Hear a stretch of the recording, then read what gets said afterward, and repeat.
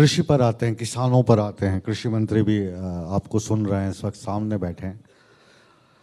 इस वक्त जो मौसम की मार पड़ी है, ये खेतों पे नहीं, किसान इससे मर गया लगता है। तो किसानों को राहत दें, गिरदावरी को लेकर क्या प्लान है, ये थोड़ा सा साझा कीजिए, क्योंकि किसान को इस वक्त राहत की आपसे बहुत बड़ी उम्मीद है। देखिए, ये जो विरोधी हैं, ये कुछ ना कुछ जो विषय कुछ ना मिले तो यही चलाते रहते हैं। मेरा कहना कि इस मामले में हमारी सरकार कितनी सेंसिटिव है, यदि आप आंकड़ों के हिसाब से बोलेंगे ना तो आपको ध्यान में आएगा। हुड्डा सरकार 2004-05 से जब से शुरू उसने किया और आखिर में 2014 तक उन्होंने कुल मिलाकर के 10 साल में मात्र 1000 के आसपास कोई फिगर है, इतने करोड़ रुपया ही उन्होंने मुआवजा दिया।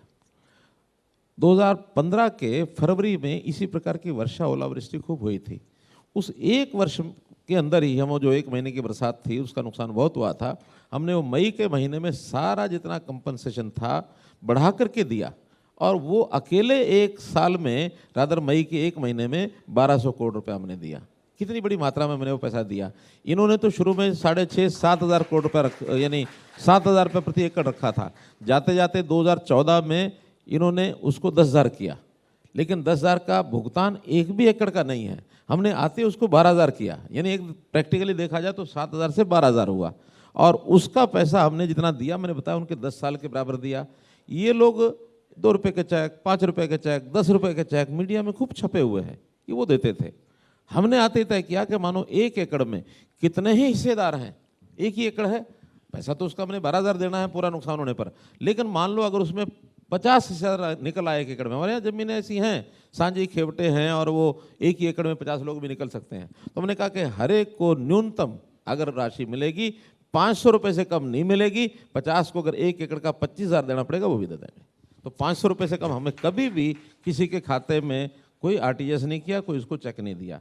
और इस नाते से आगे बढ़ाते बढ़ाते जब भी ये नुकसान हुआ, हाँ वैसा ही नुकसान कमोबेश इस बार भी फरवरी मार्च में ये सब हुआ है। आखिर में फसलें पकी हुई खड़ी थी, सरसों है, गेहूं है, वो फसलें वर्षा ज़्यादा हुई है, ओलावृष्टि कम हुई है, तो उसके कारण से मैं खुद देख के आया हूँ। अभी भिवानी गया था तो कई खेतों में बिल्कुल बिछ गई है।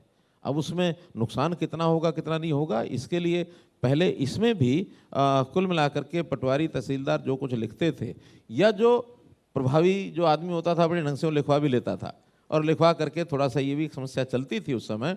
एक कहावत हमारे यहाँ हरियाणा में बन गई थी कि कई किसान, सब नहीं, कई किसान साल में 3 फसलें लेते हैं, एक क्या सावणी, एक साडू और एक मुआवजे की। जी जी, वो भी एक फसल ले लेता था। मतलब मुआवजे की अलग फसल होती है। हाँ, तो लेकिन अब हमने उसको थोड़ा सा सुधारा है।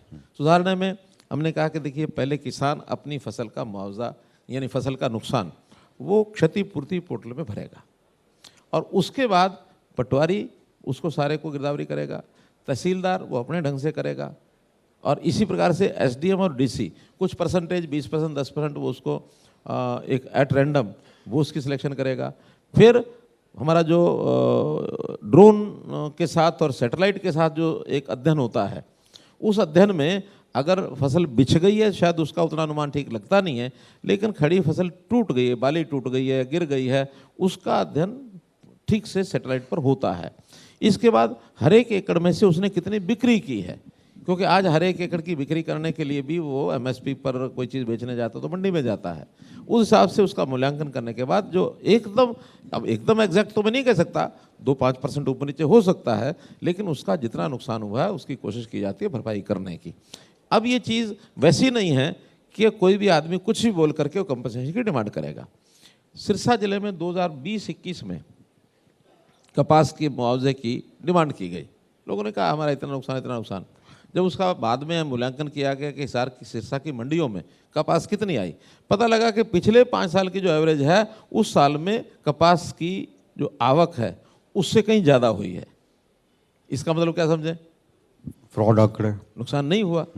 तो ऐसे हाँ, कहीं पर्टिकुलर किसी ब्लॉक में किसी एरिया में पॉकेट में नुकसान होता है, उस नुकसान को दिया जाता है। हम कभी किसी का भी ऐसा नहीं कि किसान के साथ हम खड़े नहीं हैं, कंधे से कंधा मिला के खड़े हैं, लेकिन ये विरोधियों का जो एक सिलसिला है, अब ये है अपने तरीके का, वो करते रहेंगे। उस विरोध के नाते से हम तो ये मानते हैं कि विरोधी भी इतनी आसानी से कहाँ मिलते हैं, हाँ, विरोधी भी इतनी आसानी से कहाँ मिलते हैं। बहुत लोगों का हमें भला करना पड़ता है तब विरोधी मिलते हैं। क्या बात है, क्या बात है।